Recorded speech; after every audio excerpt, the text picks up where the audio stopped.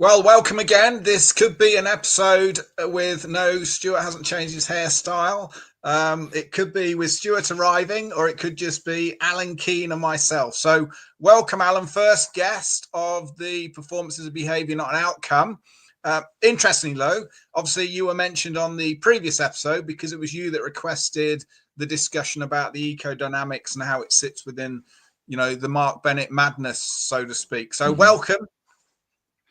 Thank you, Mark. Much appreciated. You've actually, you've set the bar pretty low with the first one, bringing me on as a guest. I can think of 100 other people you'd have got a lot more value from, but let's crack on anyway.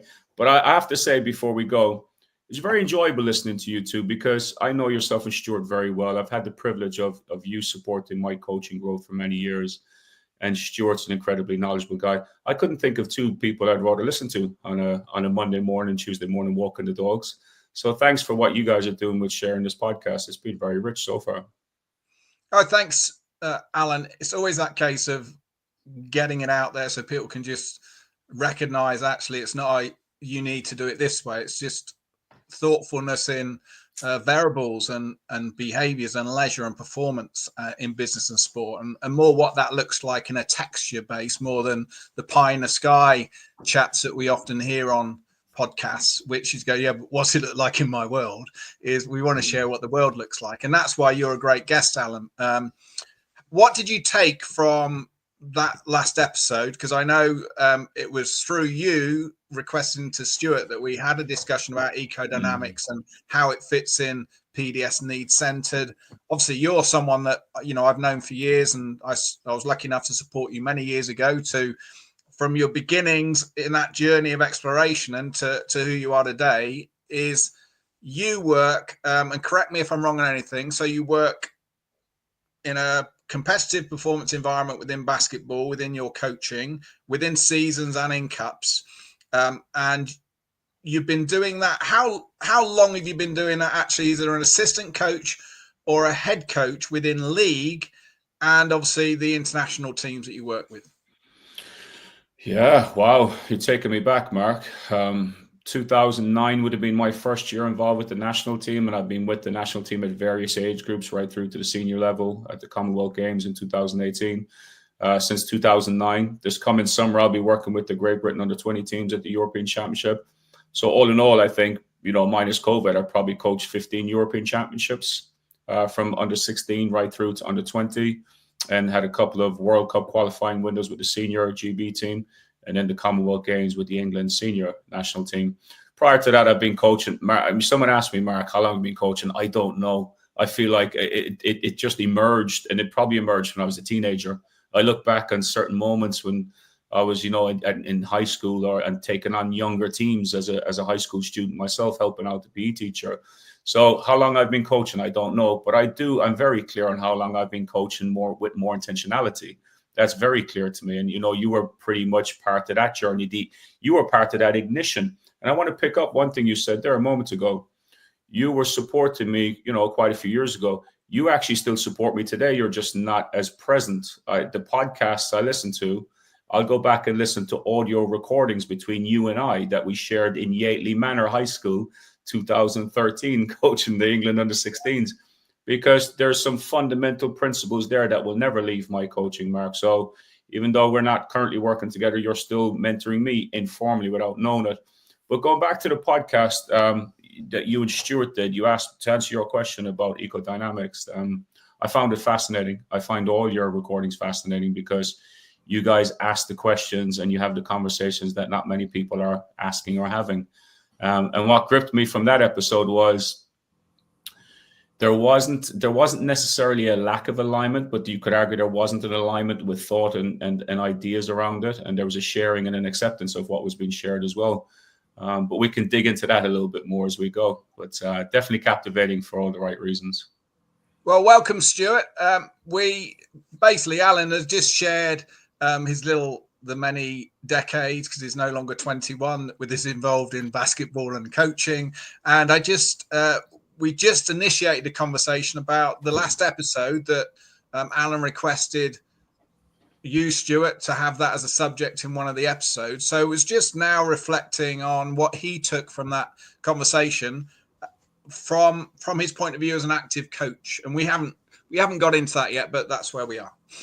Sorry to be delayed. I was actually just supporting a member of staff using all of my PDS skills, who they're having a real difficult time with a couple of bits and pieces related to the workplace. So it wasn't really appropriate for me to dive out, but I hope you appreciate that I needed to probably prioritise that in the first instance.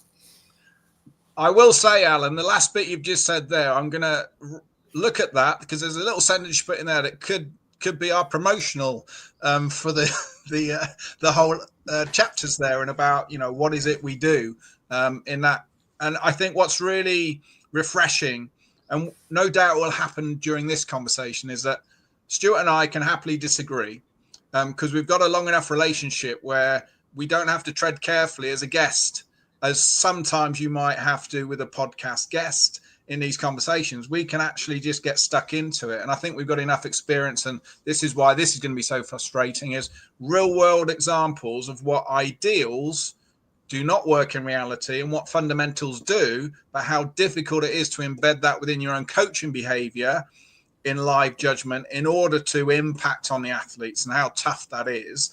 Which I would say, out of all the people I've mentored over the decades, you're definitely in the top 5, Alan, of people that will take feedback direct and reflect on it without barrier, and look at it, because you are a sponge. You use it all the time within your conversations where you steal things, but I don't see it as stealing things. I see it as you enhancing yourself by the interpretation of the experiences or the data you see, hear, and learn for yourself. But that's what growth mindset should be. That's what great coaching should be. So it was always easy to mentor you, because I could be direct, and you were always asking enough specific questions. After the first year, the detail of your inquisitiveness made it easy for me to provide you with solutions, or go, well, hang on, let's look at these options, or have you thought about this? So you're quite easy to mentor, Alan, because of the person you are.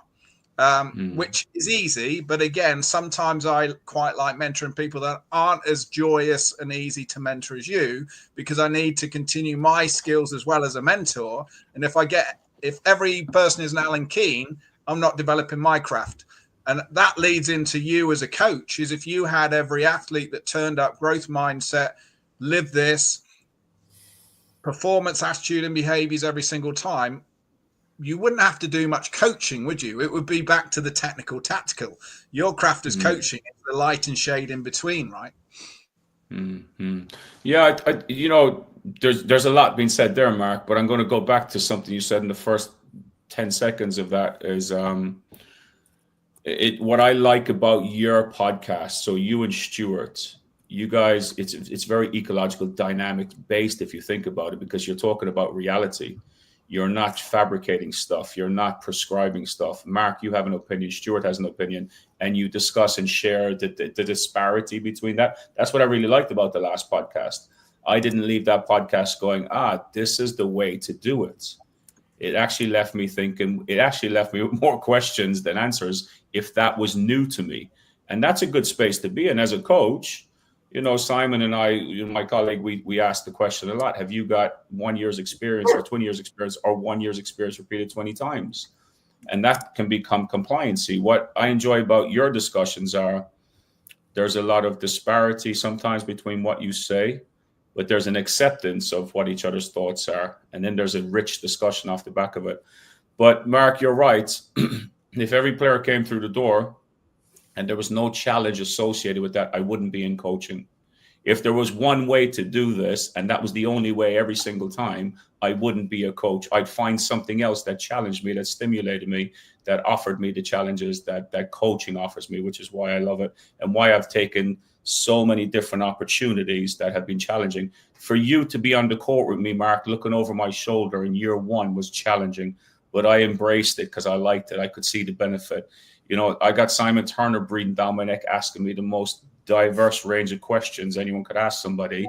And it drives me insane, but I love it. And I'm driving home trying to figure it out. And I'm waking up the next day and I'm trying to figure it out. So if we found a solution to coaching, when we find a solution, I'm out. I'll go find something else to do. So again, your conversations are very rich with that. I love listening to you two guys each week. Do more. You guys should be doing more. I've got 2 points from that. Then I'm going to be a bit more quiet and let Stuart throw his inquisitiveness at you or with you. 2 points. I know a lot of people do it at the end, but I think it's really important to do this at the beginning. Could you share your relationship with Simon and the business that you've put together that you're working with? Sure. Simon Turner, in full name. He created Movement Sports. But he brought me in. He offered me an opportunity to come on board.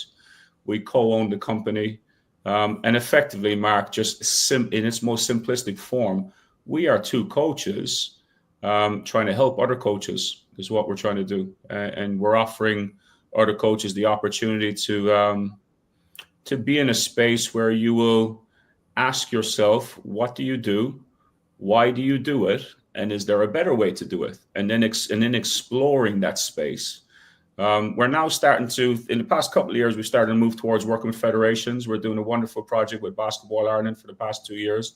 It's called the One Seat Over Project, and it's just for female coaches only who may have felt they didn't have a voice in the room when it came to, progression in coaching and opportunities.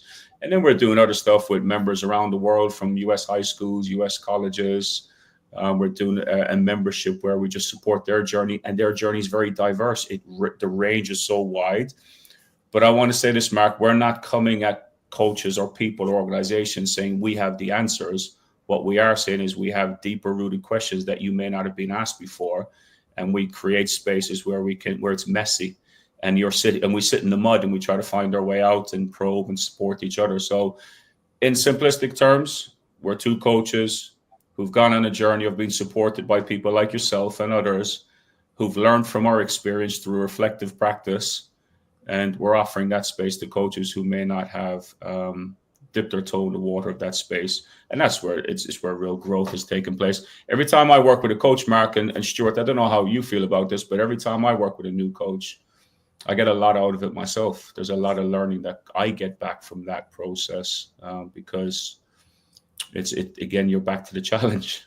Everyone has different challenges, which is why there's no absolutes. I feel as much as and we'll get into it, I guess, as much as I'm an eco-dynamic advocate, I don't think there is any absolutes. And I'm going to pause there because I'm sure that might take us in a direction. Stuart's already smiling. I know I'm in trouble.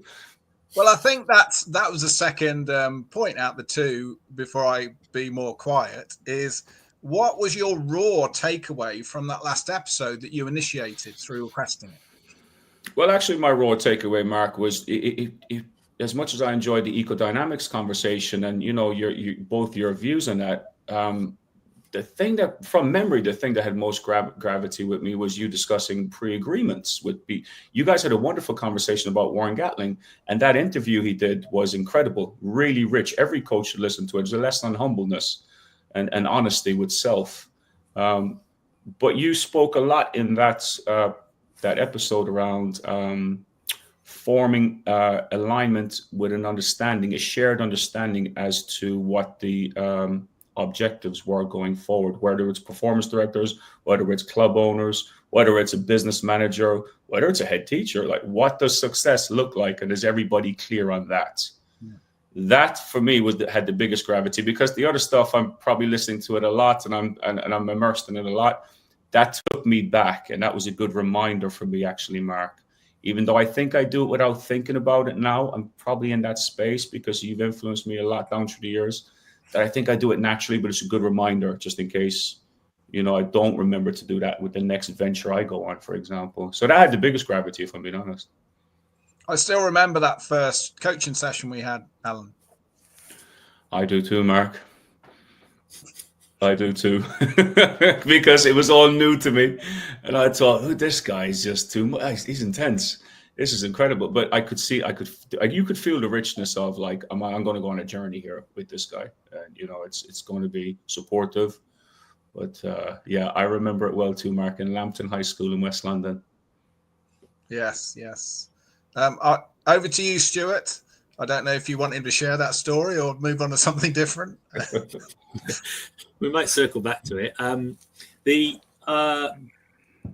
Yeah, just a couple of thoughts really, and we'll probably circle this because this word absolute is an interesting one that I want to definitely come back to. Simon and I met yesterday. I don't know whether you've had a chance to talk to him about that, Alan. No. We got together on Zoom just because, I reached out to him following that. I mean, I don't know if you guys, while I was away, you were talking about that amazing clip that you guys shared of Simon essentially kind of questioning you, Alan, around your state and bringing you back to where you got to. Have you guys covered that before I got here? No.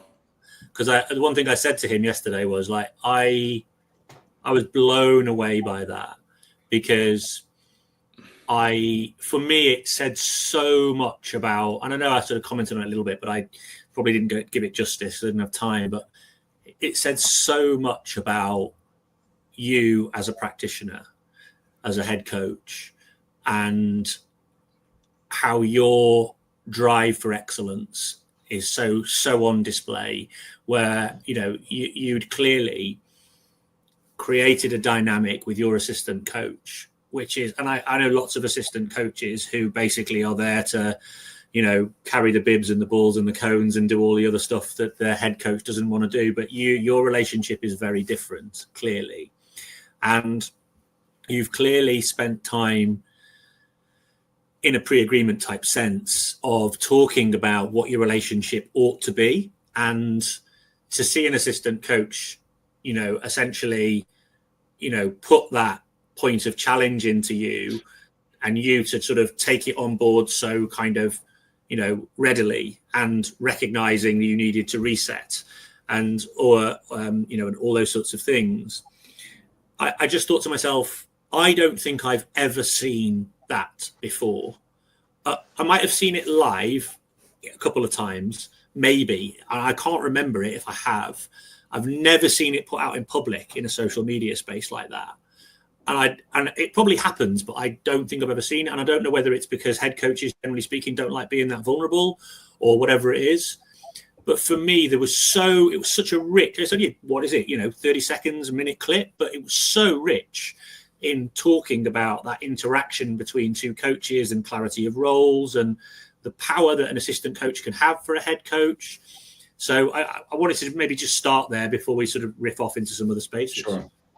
Sure. Well, for me, it's very easy, Stuart, because I've entered the coaching space, with the desire to be the best coach I can possibly be. I don't care the level. I've got to a stage in my career. I don't care if I'm an NBA coach, if I never make it to an NBA coach, if I'm a British coach, a national team coach, a club coach in Scotland. That drive for highest level. For me, the highest level is the guys I'm coaching in front of me right now today. And I approach that no different. So the club team I coach in Scotland, only 2 of those guys are getting paid. I approach that the same way as I approach the national team in the summer at the European Championship, where winning really matters because of funding and rankings and everything else. Because at the core of me, Stuart, is I'm trying to be the best coach I can possibly be. And I can't do this alone. And any coach who thinks they can do it alone is probably suffering in silence. And I don't want to go down the rabbit hole of judging others, but I can't do this alone. So when Mark Bennett's breathing over my shoulder, and I'm conscious of what he's thinking about me, and I'm trying to, whether I admit it or not, I'm trying to impress him with a practice plan in my delivery, or whether Simon Turner tells me at halftime in the game or asks me, are you coaching the way you want to coach right now? Or if a player challenges me, I'm all in. Give me as much as you want, because if it's going to help me be better in the next moment I'm coaching, then I'm letting it in. Now, I'm human just like everybody else. So if there is a judgment being made, then, I'm not absolved from feeling a way about these judgments. I just see the value and the benefit of allowing others. And I don't believe, Stuart, I strongly believe that no coach should work alone. And I think a lot of coaches are working in isolation. And I want to talk, I'll expand on that if you don't mind. And I'm not talking about coaches who are just the coach. There's no assistants, there's no TM, there's no sports science. I've worked with and been around coaches who've had a wide range of support staff, and I use the word support lightly, but that head coach has worked in isolation. I've been an assistant coach in the performance domain where the head coach has worked in isolation, and that's by choice. And I feel sorry for that coach, because you're effectively getting in the way of your own growth, your own learning, your own development, yet they're fighting tooth and nail to be the best coach they can be. It's like a swimmer who doesn't know how to swim effectively. You're just fighting the water when there's an easier way to do it if you allowed somebody to show you. So for me at this stage, Stuart, it's very easy to allow Simon to do that. Whether we agree it, pre-agree it, not agree it, I would listen. Now who you listen to, obviously there's judgments to be made there, who you're going to listen to. So obviously a certain level of relationship is important, and perceived value for sure. But yeah, it's not difficult. I don't find that difficult. I welcome it. I need it. I think I actually need it, if I'm being honest. I think I need it. Yeah, I mean, interestingly, and that comes through. You could see how much you valued it, whilst it was. You could see actually in the particular video, you could see that that there's that moment of realization, and that kind of that little microsecond of of sort of reappraisal happening, but then that second moment of going, oh man, that's so valuable, and then almost that moment of appreciation, and that moment of I guess the comment for me about it was how rare that is to see. I mean, I like I said, I don't think I've ever seen that kind of relationship in action, and I've seen a few of these environments, but you never see it publicly. And I think, again, there's a part of me that wishes the coaching world would be more open with sharing their craft, if you like, and kind of the engagement as far as that's concerned.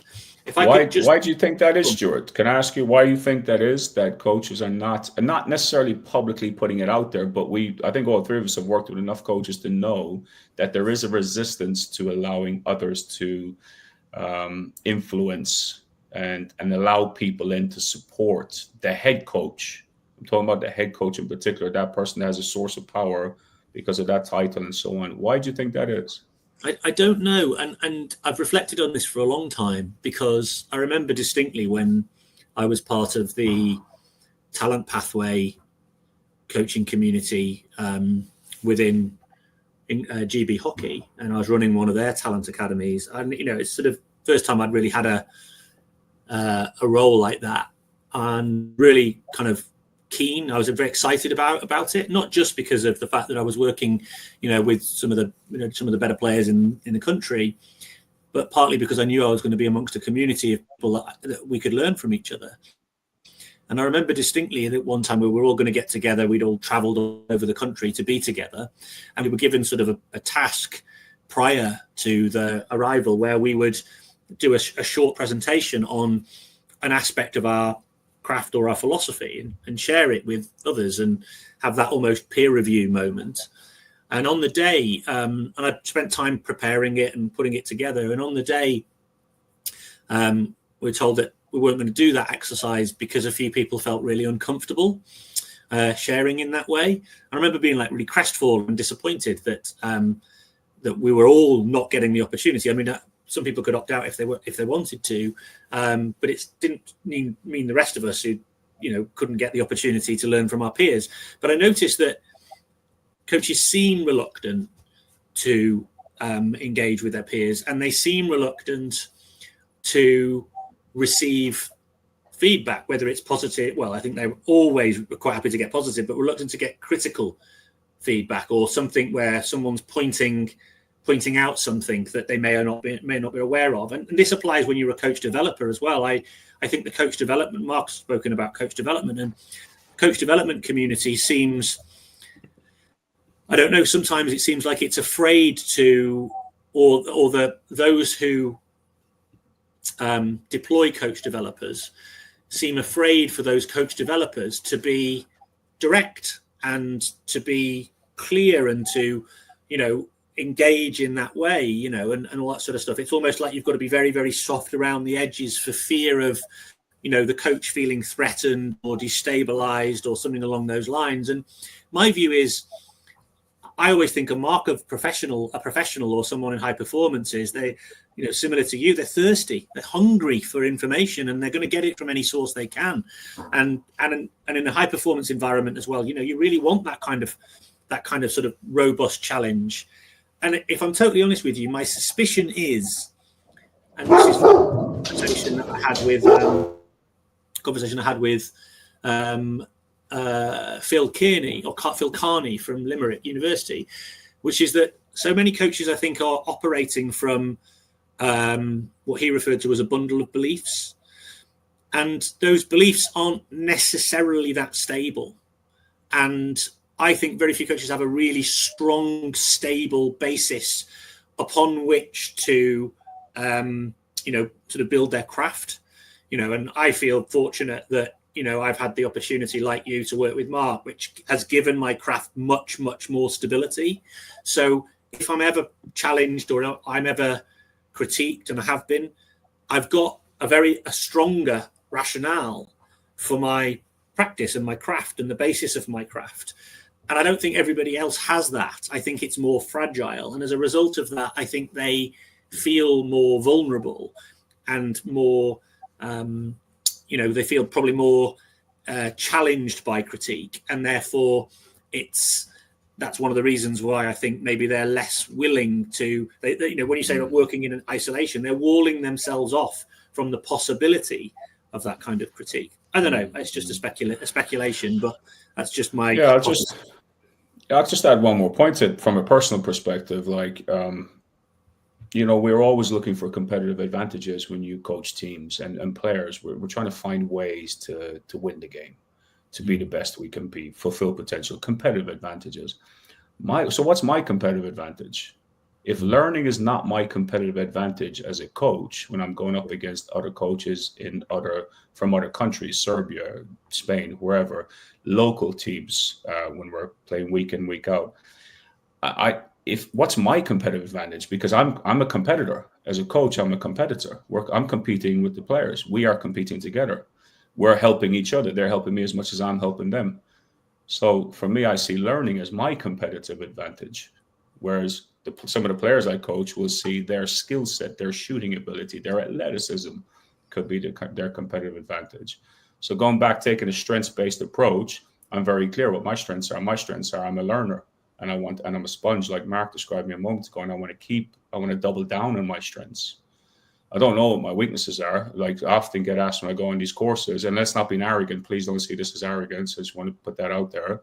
But I get asked a lot when I go on these courses, now that I've been coaching X amount of time, what do you want to focus on? What you want to improve upon?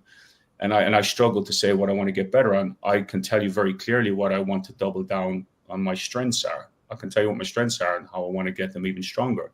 It was a wonderful saying, Stuart, Mark, that a player said to me years ago. I'll never forget it.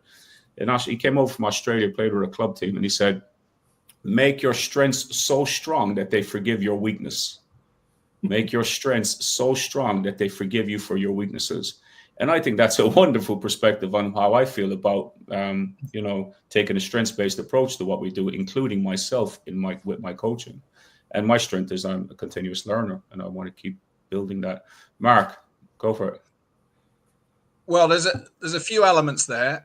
Going back to that first question, but starting with a reply to what you've just said there, is you're in a position now where you've had so many years of you challenging yourself within, am I doing this right? Am I doing this wrong? How do I need to get better? What are they doing? That's become natural to you now. And so your perspective on having someone to support and challenge you that is more objective, less emotionally involved, if you like, within winning and losing, is an enhancement, is an edge. Now, that's a perspective different many head coaches won't have. I've had to challenge why that is the element you asked Stuart. And if I was to use some C's, and it's a combination of these, culture, confidence, and credibility with ego. And those together are where I see the barriers, because you're absolutely right, Stuart, and in not seeing that often, is one of the work I pretty much, maybe apart from once or twice when I've gone into organizations, is getting the assistant coaches to be confident enough to disagree with a head coach at those times, to provide solutions where the head coach is not seeing it in those moments, and doing it when it's needed in the heat of the moments, not just when coach is in a good mood. And building a level of acceptance within the coaches to say, actually, if you are confident in what you do, then open your door to the feedback of your assistant coaches. Now, where the credibility comes in is that head coach needs to see credibility in the person that's providing the information. Because if there's no credibility, then they're less likely to, under the pressure moments, to absorb it in the way we need to and not just dismiss it. But we're going back to that culture point of, culture is one of those abused words so often. I know we've mentioned in other episodes that people just throw it out there, but the reality is culture is behaviors. Well, it's not just behaviors of the athletes, it's behaviors, and it's not just coach to athlete, it's athlete to coach and manager. Even a cleaner that's, cleaning the clothing, whatever it may be, is, have we got an environment now where actually I have credibility on what you work? I'm going out my way if I'm a new head coach to find out about you, find out about your strengths, how you see the world. And if you're seeing it different than me in a conflict way, then let's align. If you're seeing it different to me from a different angle, let's keep hold of that, because that's what I need. And then let's build a dialogue in practice where I, as a head coach, when I'm struggling, will open the door to the assistant coaches. So now they go, oh, you're inviting me for an opinion in these tough moments. Okay, now I'm going to give it. Because if you don't open that door, head coach, I can see you now getting wound up, annoyed, frustrated, or making poor judgment now because your emotional state, whatever it may be. There's no way I'm going to challenge you right now, coach. And I've seen too often where that is become the norm. Now, you think about it as well, how many years has that head coach been an assistant coach or a player often? And all they've known as a head coach is a head coach must have the answers. The assistant coach should never challenge a head coach, not even whisper in the ear, because that's a sign of disrespect. So that's the paradigm shift. No. If we're a team, what does a team need to do to be successful and effective? What are our roles or our permissions? But have we cultivate an environment where when we do that at that time without fear, knowing actually this is the right time to do it? Not, I know I should do it. I know when you're in a good mood, head coach, you told me I could, but there's no way I'm going to do it now because I know your reaction is going to be, and it's not going to be a good one. So I won't honor my part of the agreement. And for me, that's where I think those C's fit together. I think that it's really interesting, Mark, talking about cultivating an environment. If you start, I'm very biased, guys, and I'll be very open and honest. And Mark and Stuart, you'll know, and Mark, I'm aligned to the needs-centered approach. I take a person-centered approach to what we do. And if you're truly taking a person-centered approach to what we do, it's not just the players. If you're a team coach, I'm speaking about players because I coach in teams, obviously. But the same with across all range of sports. But if you're putting the person at the center of what you're going to do, then you need to do a bit of work. You need to do, by the way, sorry, before I get into what I think needs to be done, as a head coach, that also includes your support staff. It's not just the players. It also includes your assistant coaches, your physio, your team manager, your S&C, your performance director. All right, we're all influencers on these players who are going to perform. So if we're taking a person-centered approach or a need-centered approach with what we're going to do, then how do you go about, and if you do, then how you do it, understanding the needs and the motivations of these people. So understanding the needs and motivations of your players, critically important. Otherwise, you're just a pace setter. Otherwise, you're just going to go there because even at the club level, pro level, like at the pro teams I've been with, have been made up of rookie 22-year-old players who've come out of college and still living the life of a 16-year-old in many ways. And on the same team, you've got a 32-year-old who's got 3 kids and has all the life responsibilities that we have even at our age, for example. So you've got 2 very different people in terms of life demands in your team, in your environment. And if you don't take time to understand their motivations, their needs, their challenges, then there's a strong possibility you're not going to get the best out of them with your coaching method or your way of coaching. Now, if we take the same principle, same concept, and apply it to the assistant coach, which you've been talking about, Mark, as a head coach, do we clearly know and understand and have done some work to get that information and data around what are the needs and motivations of our assistant coaches? Because if we do that, we will take a different approach to how we cultivate the environment. Because that's a true need-centered approach. That's a true person-centered approach. And to do that, there's a concept in care and coaching called motivational displacement. Colin Cronin, who you probably both know very well, one of the tenets of care and coaching, there's four main ones. One of them is motivational displacement. It means you basically, as a coach, leave your motivations behind for what you're doing, and you serve the needs and the motivations of the people in front of you. I think that's a great place to start, whether you're a pro coach. Now, there'll be pro coaches listening to this thinking that's absolutely rubbish, and I get it, I understand, but I would challenge them to say, let's dig a bit deeper into that space before you cast some judgment, and you might find that actually this could be a very useful direction to go. Now, there's a lot in there, Mark. I can see you're ready to respond to that, so I'll pause there. Well, there's probably 2 hours worth just in that great text you shared there. I'd say. Well, there won't be 2 hours because I missed my train. I know. Yeah. So going backwards in what you've said, starting with the last point, then working to the first point. The last point you said there is where you say some coaches may disagree. They disagree because they missed the key word you said in there. You didn't say the athlete's wants, you said the athlete's needs. Now, what often we don't spend time is getting athletes to understand the difference between their wants and their needs aligned to the need-centered approach, aligned to person and player, within role, within the team, on and off court, wherever it may be, but also what you do when you leave. So let's understand the needs, because we can agree the needs, and I can support you in the needs, but I need to understand your perception of the difference between your wants and your needs. So yes, if we can align both, fantastic, but which should trump which? And that sometimes takes time with a lot of athletes and indeed assistant coaches. So I think that's an important part, because I don't think, well, there's never coach I've worked with when we start to get into the roots that anyone disagrees with that. They go, oh, that's where the problem is, Mark. I'm thinking about, this is what you should be doing. And they're thinking, no, this is what I want. And I've never had the conversation, because the conversation has only been more a disciplinary element when you are not giving me what I expect. And then it becomes a bit of a back and forth. I think what you're very good at, Alan, is whether you do it consciously, I think you do, and it's I think, I'm not sure, is what you do is you develop the environment to provide clarity and expectations from day one, but you don't just mention it in a pre-season. You keep it alive every single week. And I think that is a defining difference that not a lot of people talk about, that I think is a great strength of a great a manager, a coach, doesn't matter who it is, a parent, is if we agree things at the beginning with expectations, eliminating that gray, understand your role and your value within that role. And if there is gray, let's be clear. And we may not have the answer now, but let's spend weeks and months identifying the answers, which we may not be able to answer straight away. And then let's honor it, but let's keep it alive. And what I think you do very well is you do the part at the beginning, that expectation. But I think what you do very well above many coaches is you keep that alive during the season. And I think that's a very important element.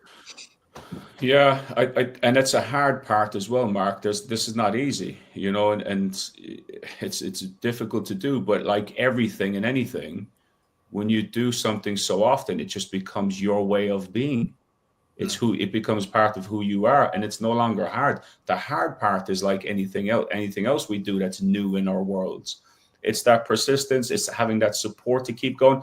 Maybe I wouldn't have kept, who knows, Mark, if you were around me for about 5 years on a consistent basis, I had face-to-face support from you, throughout the year, probably a 5-year continuous basis, I would say. And who knows, without that support, maybe I wouldn't have got over that line. Maybe I would, I don't know, but I do know it contributed to helping me to becoming, that's how I coach now, Mark. If I walked away from a job, guys, I don't mind saying it openly, a very lucrative coaching position 18 months ago. And I walked away from it because the way they were doing stuff, and there's nothing wrong. There was just a lack of alignment to my values and beliefs around how things should be done in a performance environment. So I made the decision to walk away after 3 months instead of dragging it out any longer, because I'm very clear what I value in coaching and how to interact, work, communicate, cooperate, and be interdependent with a group of players. I have a way that I believe in strongly. And if there's a lack of alignment, then I had to make a difficult decision and walk away. So I got to that space, Mark, because of support, for sure. But it's now just become a way of being within my coaching, and it's maybe I do it now without thinking, but there was a point where, for a period of time, where that wasn't easy. It was challenging. It took a lot of energy, a lot of effort. But it's not taking a lot of energy and effort anymore, if I'm being honest. No, which is what Stuart and I spoke about on other episodes. I'll add one more, Stuart, then over to you. Is the other element you discussed there, which I think is very critical, that particularly in the performance areas of business and sport, is I always look at building spider webs to make sure everyone has a spider web. So what I mean by that is every single person will have their own spider web where they're in the middle of their web, they're the spider in the middle, and then they literally draw it. Okay, so who do I share or receive direct data from? Data being words, product, whatever it may be. And once I've developed that, who is then secondary? Where does that go? But once I get the primary, is I do micro webs, and I say, okay, so who are the people that needs to connect to eliminate any funnels within that spider's web? These three. Okay, these two. Who needs to know? Okay, once I've done that, then I need to say, right, I need to go out to each one of my direct, especially those high impact ones in those micros, and say to them how I'm sharing the data with you, whatever language you want to use. How is it? Is it fit for purpose? Is there anything I can do better? Then they share with, okay, yeah, it's great, or actually this could be better. Okay, let's agree that. Then you ask them to do the same to you. So now that they're asking you the same question, you can say, actually, I think it's great. Or an example might be, and we see this in a lot of sports and businesses, where I'm getting like 20, 30 emails a week as a player. And honestly, you want me to reply to them within 3 days, unless you say urgent. I'm struggling to even find them with all my other emails. So can we come up with a better solution for me to be more successful in what you want back from me? And a common one I've used with many is we put a live Google document on, which will have all the weekly, home and away, the training plan. That's a live doc everyone sees. So then it's just a WhatsApp group or Slack, whatever they use. Live doc updated. Everyone can go to that one reference point, and then they agree. Okay, on midday on Monday, anything additional is one email, and it goes out there. If there's any other email, it will only be through urgent of that we haven't foreseen or controlled. And all of a sudden now we're saying, okay, now I understand that. That allows me to be more successful for you, but actually that allows you to be more successful back. So that's an example of that spider web to eliminate all the funnels. And it goes back to your point, Alan, when you talk about the physio, the SNC, the performance director, which is huge. Sometimes they're not aligned or understand what is the head coach doing. They just want results. They're not understanding where we are. Has that been agreed on expectations? Going back to the point with Gatlin as an example. So I think they were my texture standouts from that short period of conversation you shared there, Stuart. Sorry, Alan. Stuart, over to you. Alan, I just wanted to pick up on something you said there, because I think it's an area that is interesting, and it links to something you said earlier on as well. So you talked recently about just a second ago about how you were in an environment that you left, even though it had significant economic benefits to you, because of a misalignment between your values, your principles, how you think things should be done. And so you decided to remove yourself from that environment, which is, again, testament, I think, to your commitment to your craft and your approach and your excellence. And early on in the show as well, you talked about we talked about this word absolutes and there being no absolutes. So I've heard this before. It's a criticism that's been leveled at me when I advocate for a particular approach or advocate for particular ways of doing things. I often get the response from certain quarters that, I'm being absolutist. and often the thing leveled at me is the only thing that's absolute is that there are no absolutes, which is an absolute, which is sort of a bit circular and weird. But anyway, I quite often get that leveled at me. And I don't agree. I think there are absolutes. I think we all have them. I just don't think we're always ready to accept that we have them. And you've just described them, really, which is to say, actually, there are certain things for me in terms of my values that are non-negotiables. They're absolute. And I'm unwilling to compromise on those. And if I can't ensure that an environment fits with that value set, I'm going to remove myself from that environment. And you decided to do all that. And this sort of stems to something I was talking to Simon about yesterday, which is, as you both know, I'm really interested and spend a lot of time studying and thinking about coaching ethics. And I think coaches face into hundreds of ethical dilemmas on a daily, weekly basis. And this question of absolute comes up because whenever you look into a lot of the kind of ethical conversations, one of the sort of almost central conversations is this notion of, is there an objective morality or a subjective morality? And just to summarize what I mean by those two things very quickly, somebody who believes in a subjective morality would say that morality, right and wrong, is contextual, and it's defined by moments. So very much aligned to that sort of it depends mentality. Whereas somebody who's more someone who's more objectively moral would say, no, there are some things that are just right and wrong, black and white. You just can't move back from those sorts of things. And then there's degrees of grey. And Mark always talks about removing the grey and being clear and being clear around what it is that we're aiming for and what we're sort of committing to, and then being pretty rigorous and relentless in the pursuit of those things. And I'm much more of an objective. Not entirely, but I lean much closer towards the objective morality way of thinking, because in my mind, like you, I think that there are certain things that, from a values perspective, that I can't let go of. And I'm not going to accept somebody coming along to me and saying, well, you need to accept that because this is just, the way of the world. And, it depends. And I'm going, no. Sorry. We have to draw the line somewhere. We have to say, no, I'm sorry, that's just unacceptable. Bringing us back to the language. And I'm just interested in your view, really, because I actually think we'd be better off as a craft, as a profession, coaching. And coaching is not yet a profession, but it could be. And if we were to make it a profession, we'd need to be clear about what our boundaries are, And you look at other professions like the medical profession, real clarity as to what is acceptable, what is unacceptable behavior. Amongst the medical profession. Why? Well, you're dealing with people's lives. And I think we are, like you go back to your point, I think coaching is part of the care profession world, and why I'm attracted to Colin's work and all that sort of stuff.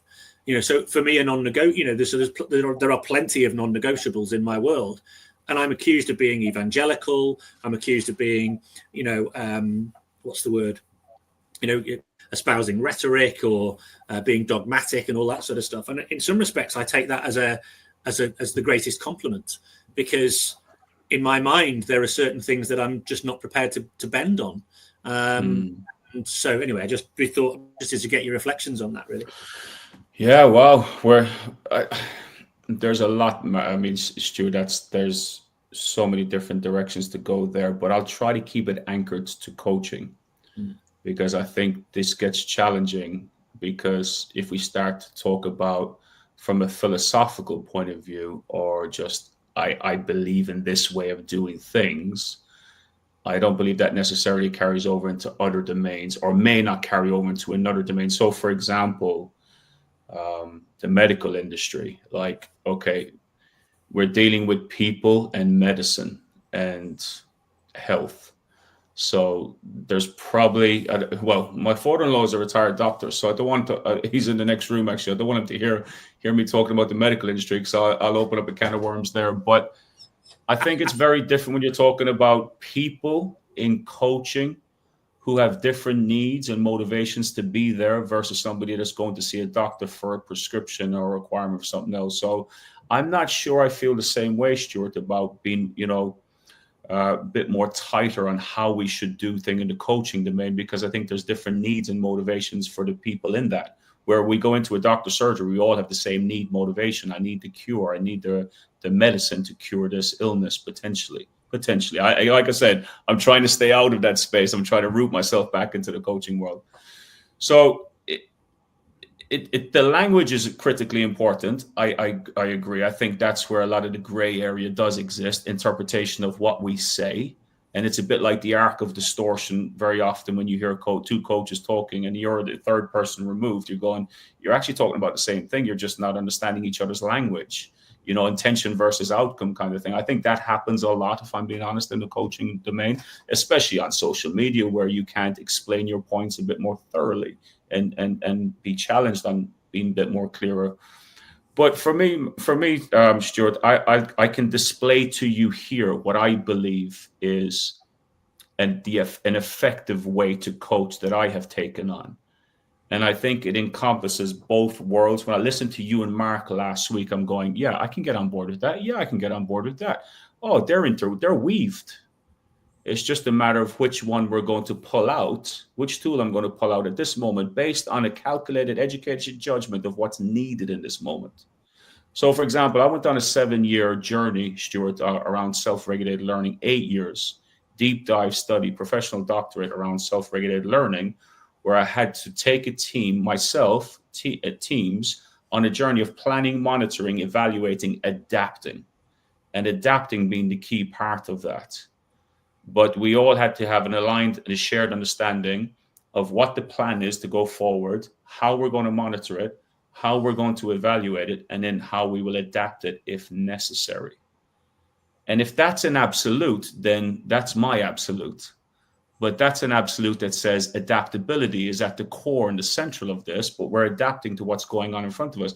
We're adapting to reality, which is why actually I have a bit of at the moment, a bit of a battle between expectations.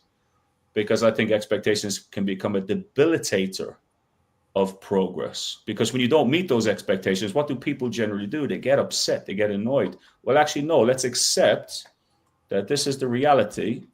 Let's go back to the plan. Let's adapt that plan and move forward with a shared understanding and alignment on this is how we're going to do it next time. So adaptability is huge. And I think there's a bit of a contradiction there. There's an absolute way to do something, and that something is to be adaptable and respond to your environment. There's a huge contradictions there.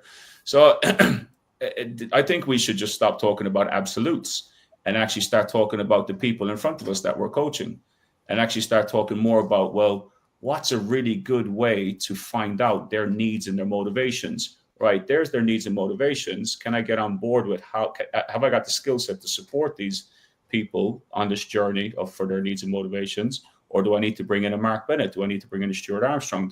That's care, by the way, in coaching.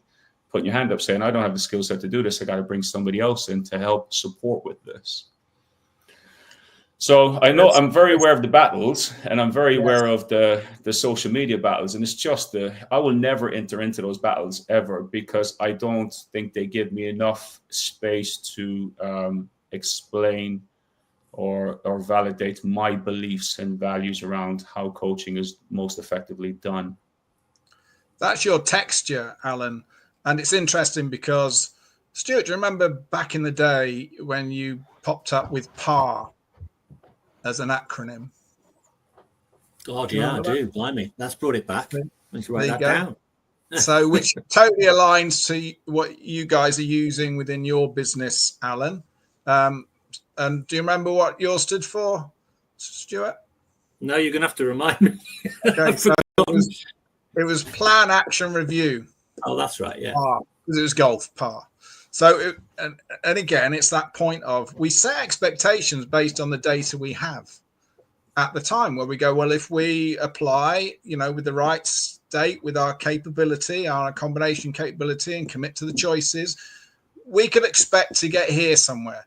Then you have an experience, and it might go, that's a blip, we need a few more. It might be, no, that's enough of experience to go, actually, our expectations were wrong, because did we commit? Yes. Did we do the best of what we had? Yes. Did we get anywhere near our expectations? No. Okay, it was just our expectations wrong, but we're doing great.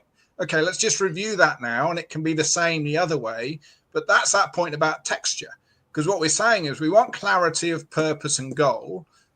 Do we all understand what that is and what we need to do? Do we understand our roles within that? Great. Show me. Load the pressure up. That's the safety of practice in a sporty context. And then we go, right, let's go for it. And all of a sudden now we have an uncontrollable, which is an umpire, referee, and an opposition. And all of a sudden they're giving us something that we didn't deal with or didn't have the capability to deal with, because they're higher capability than the opposition we could put on ourselves. The umpires reading the game very differently and inconsistently than we had. How are we now managing that in the moment? Not after the match, not 2 days later when we watch a video. How are we managing that in the moment? Back to that adaptability, Stuart. And that may be as simple as building smarts in players of any sport to understand this umpire referee is reading that rule interpretation this way. Guys, we need to adapt. I'm not going to keep doing the same thing as go, you're wrong, umpire. You'll keep calling me umpire, you're wrong. I've got to be going, hang on a minute. If they're reading it this way, what can I do? Can I influence an umpire? Well, winning hearts and minds. Stuart Hooper in rugby, Bath Rugby was a master at winning the hearts and minds of the umpires, referees in games, because he respected me. I could have a chat with you at the end of this match. And I'm going to share with you, I thought that was a real tough game. Be good to get up for a coffee or just sharing that. And he knew he would see over the years that referee again. And when the referee saw Stuart again, what association did that referee have with Stuart? A positive one. So the opportunity of dialogue in a match was so much easier. It wasn't, oh, this guy's giving me hassle. I'm blocking any conversation. So that's an example of texture and adaptability, expectation. But again, if we don't have the skills of adaptability, if we don't have the skills of, I won't mention him, Stuart, but we both know a golf coach that had great commitment, but that was always late to every single masterclass, every single venue, every single morning coffee. You could guarantee he was going to be late, Alan. Did he commit to getting there? Absolutely. Was he enthusiastic when he got there? Absolutely. So it wasn't a commitment issue. What was it? It was a time management and understanding logistics of traffic issue.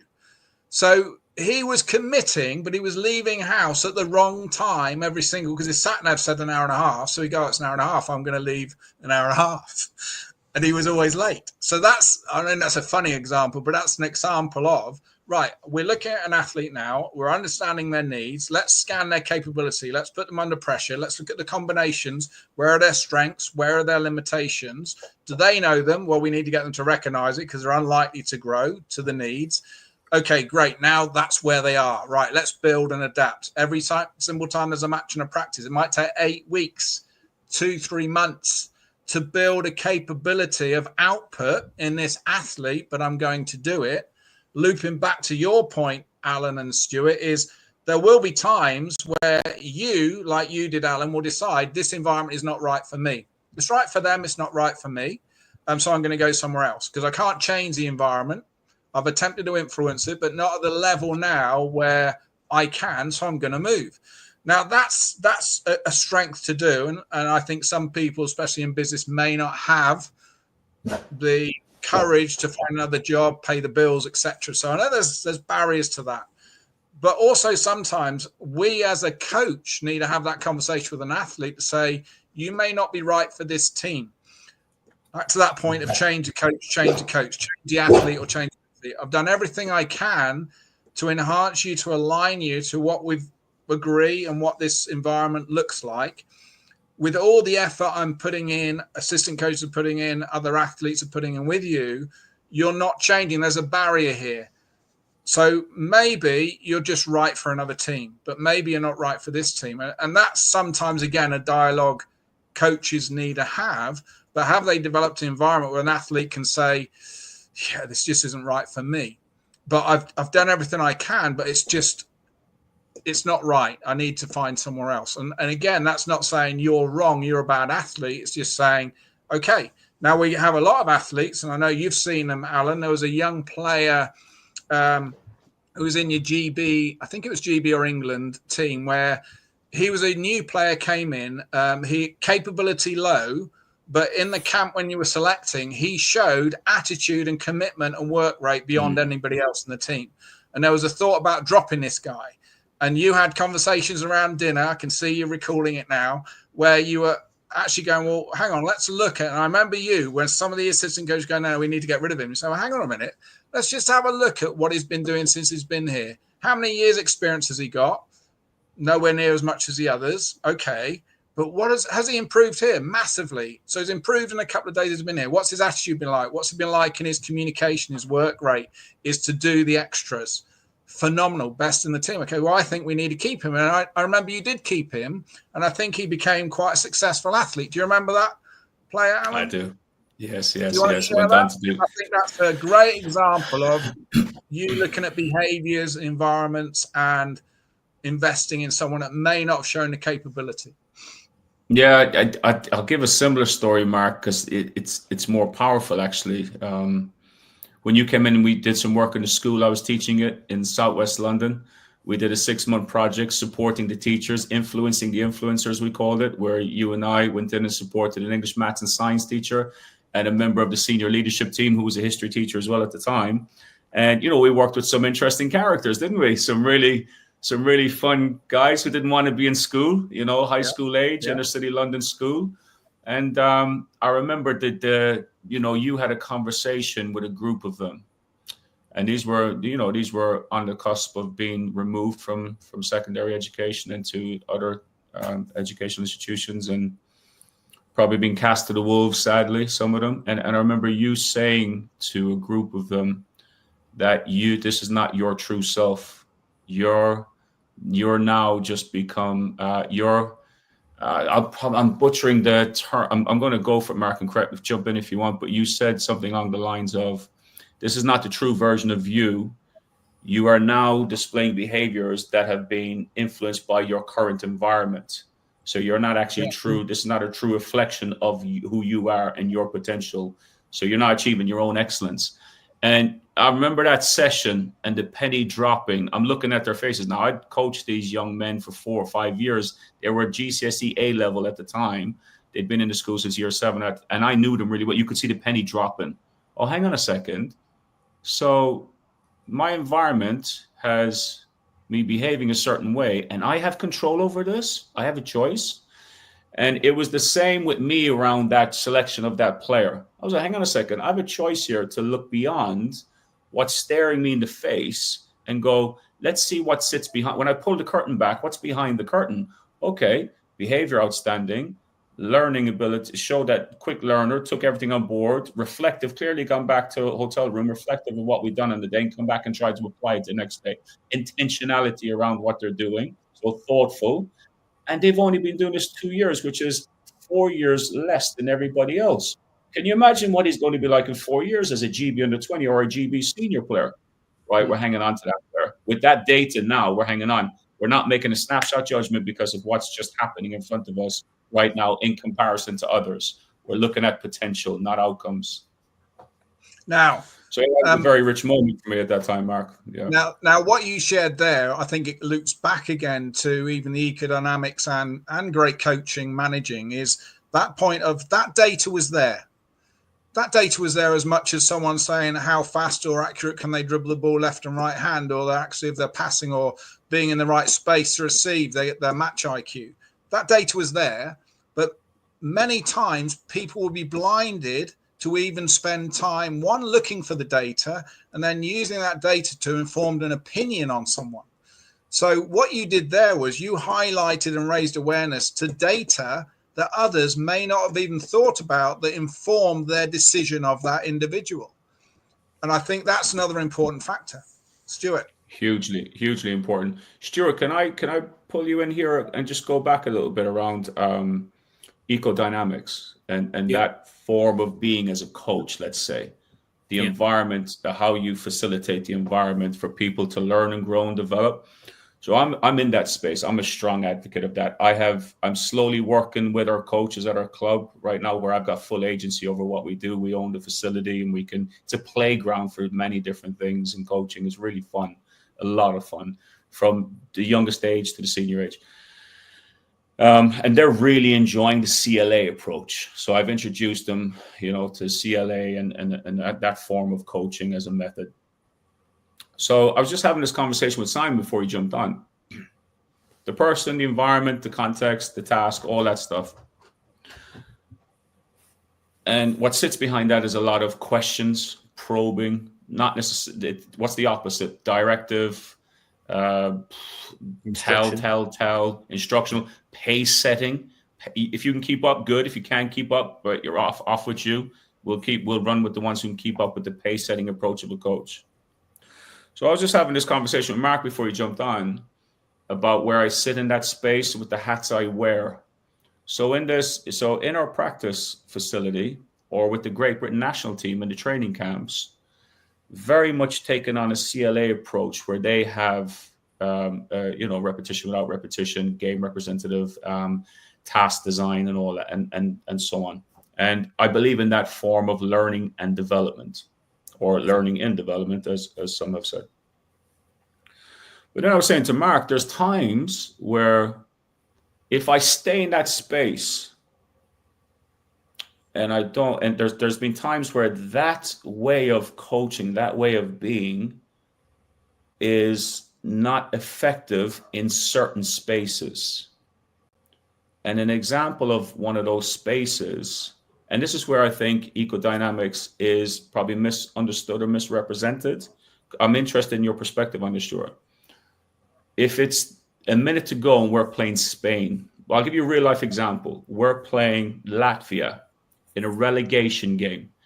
Division A, Division B, huge thing for British basketball. We're trying to stay in Division A as much as we can. It's like Premiership, Championship football, right? And there's a minute to go. And we were up 10, we're now down 1. And I'm noticing confidence is low, self-efficacy is low. I've got to call a timeout here to stop the bleeding and try to take back control of the game in our favor, momentum back in our favor. In those moments, the players looked at me and were like, tell us what to do.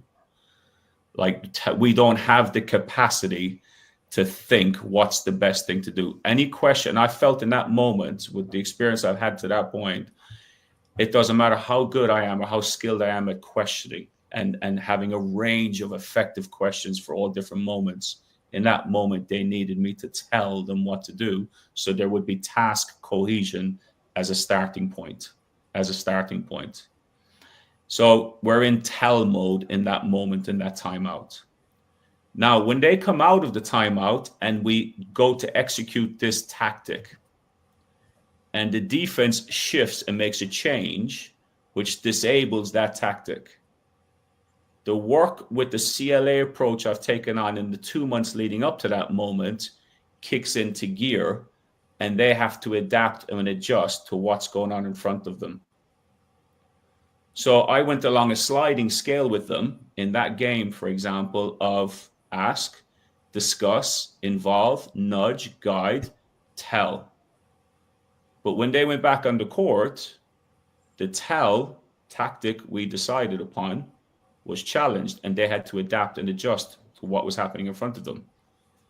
So this is the space I live in around coaching methods. Yet if people ask me what kind of coach, what do you advocate? I'm very clear on what I advocate, but I'm also very clear on what the environment has asked of me as a coach with the methods I've chosen. What's your thoughts around that, if that makes sense? Yeah. There's a few thoughts. There could be a long-winded answer, and I'm not known for my brevity, so I'll do my best. But two things. So I think often when people ask me these questions, you're talking at the scale of method, like what should I do? And people work under an assumption that if you're a coach operating within let's call it the ecological approach, or that as a framework, as your framework towards learning and human advancement, that there are certain things that are off the table. Like, you don't do certain things, you're not allowed to do certain things if you work as an ecological practitioner, and that isn't the case at all. But I think people have misconstrued that, partly because of the way that these things are discussed, and also I think partly because some people who are apt to criticize the ecological dynamic like to sort of straw man it in that way. So, if you're an ecological practitioner, then you're saying we can't do this. And one of the examples of that would be, for example, instruction. And the ecological approach views instruction as just another form of constraint, in the same way a question would be. And the constraints are used for particular purposes. Now, the ecological practitioner would probably tend to use instruction as a means by which to draw attention towards a particular aspect of the solution space in order to draw the player's attention to that, so that they become clear on what the problem and the solution is. And it may be that they've just lost sight of that, right? It's not the only way you do it, though. Sometimes it's about you're using instruction as a way to give them clarity as to a way they're going to self-organize, because they still, as you just described, they're still self-organized. Mm-hmm. You gave them an instruction and a framework to operate within, but your training modality had meant that they knew full well there was going to be adaptation within that. They weren't going to be slaves to it. And that's why you're different, because a lot of other coaches would expect you to be a slave to it, because perfect execution of the intended play is the only way to get success. And their rationale for a failure of the intended play would be that the execution was imperfect. And you're actually not operating in that respect. You're actually designing imperfection and adaptation to other things. You're designing that in. It's a feature, not a bug. Now, where the confusion often gets is that the ecological approach it's a description of human adaptation within the dynamics of movement, operating at a different scale of analysis. And what it's saying is that human beings, and all organisms for that matter, there is a misapprehension around how humans learn. And the misapprehension is, and this comes from the traditional approach, that what humans are doing is they're taking information from their surroundings, they're processing it in their brains and turning that into movement patterns. And the ecological approach is basically saying that there's an alternative explanation. That might be one explanation, but there is an alternative. And the alternative explanation, which is more parsimonious and makes more sense, to me anyway, is that humans aren't doing that at all. They're not creating representations in their brain and then recreating them into movement.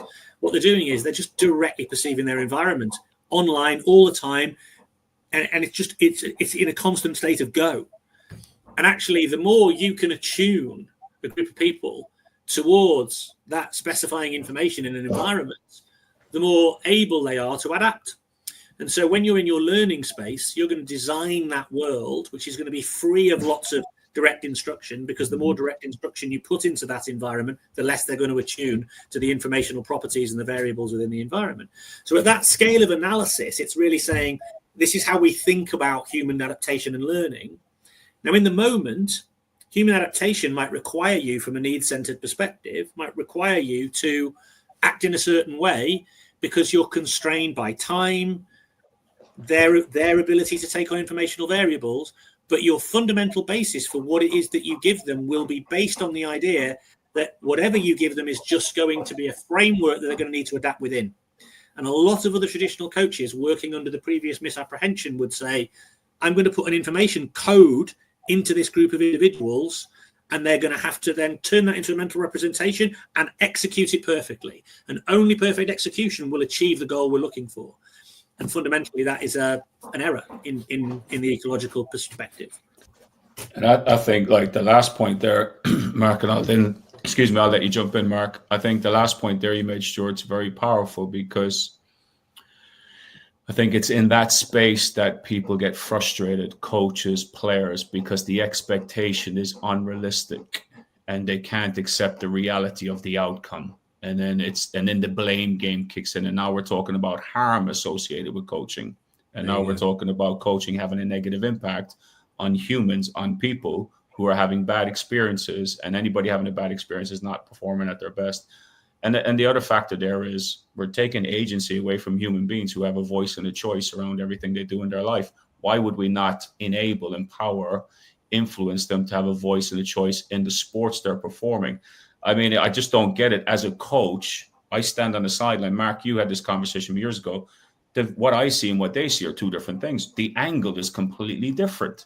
So if we're not involving them in the process to make a choice and have agency over microsecond moments, we're just like, what's our expectations built upon? So fragile. Mark, go for it. Sorry, buddy. I know you were going to come in there. I'm mindful of time, but I just wanted to do a full loop back from what Stuart's just said and the ecodynamics and what I said to those young people at the school. And it was a fact of, you are not a product of the environment. You're a product of your interpretation of the environment. And if you choose, how people tell you who you are. At the moment, you're allowing people that don't know you to tell you who you are. They don't know who you are, but I think you've lost sight of knowing who you are and what you're capable of. So explore that, because that's where the magic happens. And that's back to the skill of the teacher to be able to facilitate that. That's back to the skill of the coach to be able to facilitate that. And I'll have to jump, but I'd like to end on this with a statement, if you don't mind. Well, actually, the skill of a coach is actually knowing self. What's my ability to pursue, take people on a journey to grow, develop, enhance whatever their needs are?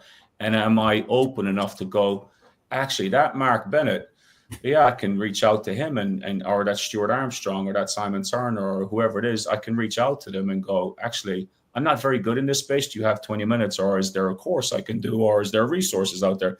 Like, this is why I said going back to learning being the competitive advantage I feel I have, because I'm self-assured in my position to go, I don't have all the answers, but I'm going to research and find out people who are skilled in that space, and I'm going to try to pick their brain and take from them as much as I possibly can, and then find a way to make it my own so I can actually carry it forward. I think that's the most important message, Mark. It's not necessarily. Yeah. I think just to wrap this point up, Mark, I'm going back to the self-awareness factor. It's if the coach is not starting from a place of being self-aware around their skills, what's the coach's skill set? Forget the players you're coaching. Turn the camera on yourself as a coach. Do a deep dive analysis of yourself and your self skills, and start to identify the gaps that are going to hold you back from helping the people reach their potential that you're working with. That's got to be the first step. And that's never the first step when you enter into coaching. I've yet to meet a coach that took that. That's their first step they took. Well, you know how tough it's been for me to get coaches to go film yourself. Managers. Absolutely. Because you've got to establish not what you think you are, the reality of who you are and what you do. I think that's one point that's critical. I think the second and last point, Alan, is we use a word, we use it on other episodes, but what you do is you, as everyone should do, is you see ways to enhance what you already do or change what you already do, because you see that as that's something you need to enhance. What some coaches that don't have that mindset is they feel, if I show I need help, that's showing that I'm no good. I'm a poor coach. So that's just a paradigm shift in no. What am I asking from athletes? Well, let me just do that. Because when I do that, what I'm expecting of them, I'm going to be in a far better place. There won't be fear there. I'll enhance myself. I'll enjoy it. I'll be less stressed, and I'll be better for it. It's just a mentality shift, isn't it? Yeah. Well, you're doing a disservice to your players. I will say this. If you tell me that you don't have time to grow and invest in yourself as a coach, then stop coaching. Stop coaching, because you're doing a disservice to the people you're coaching, whether you're a volunteer coach, and I get the time restraints. But if you're not going to go on a journey to any degree, small degree, big degree, doesn't have to, not huge commitments here, but just commit to self-development for the benefit of the people you're coaching, because you're doing a disservice if you're not growing as a coach, but yet you're trying to grow the people you're coaching. It's ironic, really. Link to you, Stuart, where obviously we've got the Coach Keane 14. What's your website? thetalentEquation.co.uk. Yeah, stuff on there. Blogs going up there regularly. Podcasts going up there regularly. Yeah. And Alan, obviously you've got your social media, but where is your website for your business to help support coaches? Thanks, Mark. It's movementsports.com. That's MVMT sports.com. Short for movement. Great. I know we're both aligned, so it's not people thinking, hang on a minute, why is Mark promoting Alan's business? Because isn't he doing the same as Mark? Says, well, we are aligned the same, but actually how we do it is very differently. And there is no competition there. It's just equal ways to choose one that's going to enhance you or choose both that's going to enhance you. There's no competition there in a negative way. Absolutely. I would say we complement each other, Mark, and I'll always put it out there as well and be open and transparent that you were hugely influential and continue to be with my coaching. And like I said to you, I think before Stuart jumped on, you still influenced my coaching. Your podcast episodes are still influencing my coaching, Stuart, both of you. So yeah, we complement each other, Mark, is how I would put it. Our businesses, we complement each other. Thanks for your time, Alan. Really appreciate it. This will be a great episode. First guest. You've set a high bar, whether you don't like admitting it or not. There's loads of stuff in this conversation. I appreciate it, guys. Thank you, fellas, and really appreciate the episodes you're doing. Keep them rolling. Cheers, Alan. Thank you. See you later.